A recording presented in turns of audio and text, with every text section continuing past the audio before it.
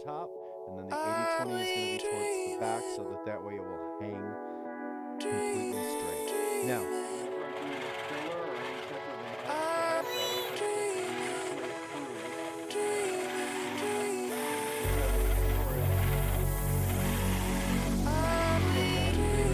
and I want to make sure to walk my hand with the ruler so that that way I'm not holding my hand back here and the ruler is bobbing up and down and the opportunity to go out.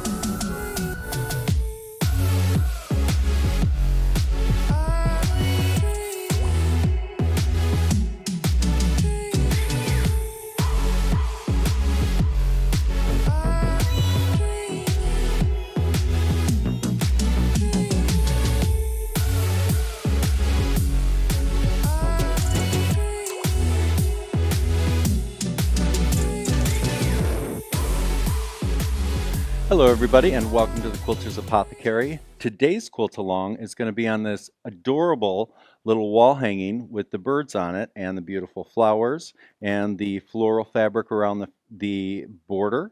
And it was pieced by one of my clients, Sylvia Rhine. She did a wonderful job. It is nice and flat when you lay it out, so it's going to be a dream to work on. So let me go over a few of the ideas on how I'm going to quilt this, and then we're going to take it over the machine and we're actually going to do our quilt along.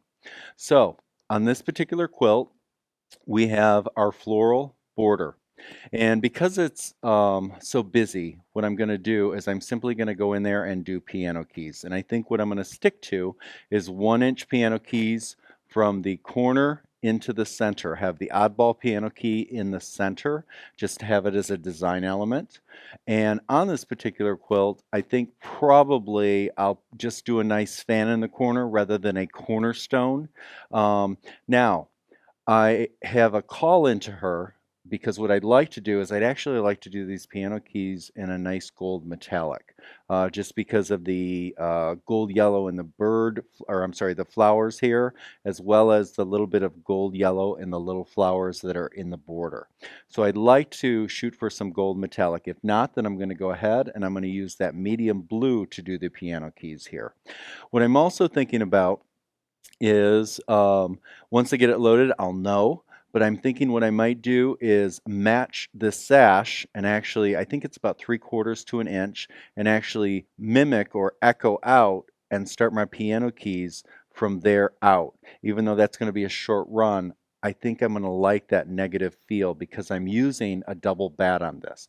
I'm going to be using 80/20 towards the back, and then I'm going to be using a poly down or a wool. I haven't figured out which one towards the top. Now remember, when you do the double bat like that, the reason I do that is because the 80/20 keeps the quilt hanging straight, because this is a wall hanging. I would not want to put a single bat in it. It would never hang straight.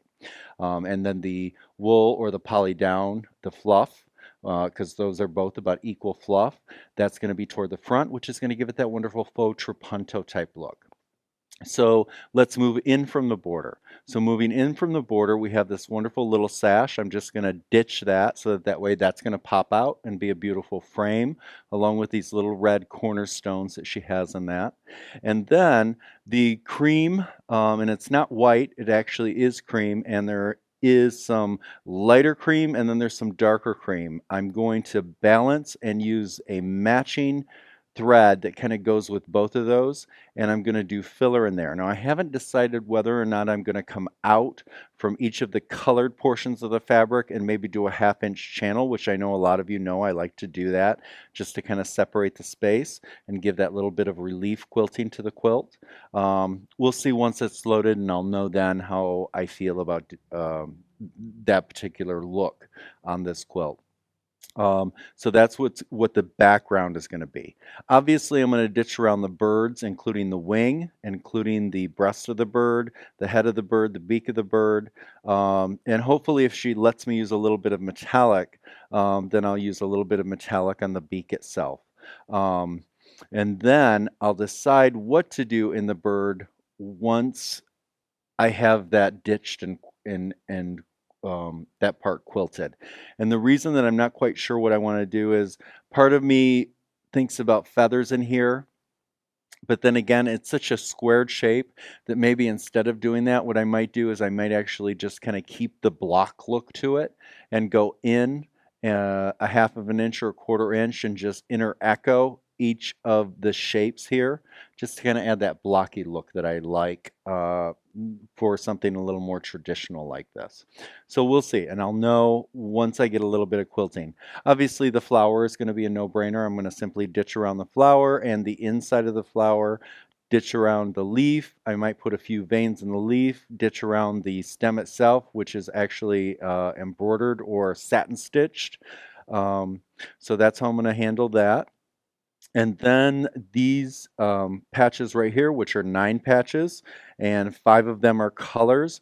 What I have a call into her, aside from using the gold metallic on the border, is also I would like to bring in a little bit of gold metallic into this dark blue center and put some in each of these corners, do some curve crosshatch, the curve facing the outer edge on all 4 of these corners. So the curve would face down and out to the side, out and down, out and up and out on these 4 corners. And then here what I think I'll do is I'll do some sort of a special curve crosshatch for the inside here. And then on these squares, what I think I'm going to do is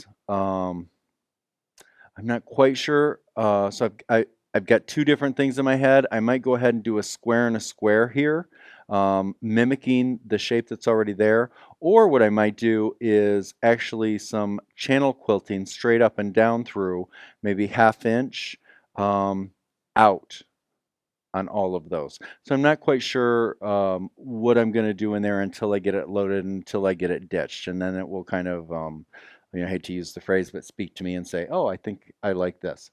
So this quilt is going to be pretty straightforward to do. We're going to get it loaded. So let's go to the machine once I get it loaded and follow along for our quilts along today.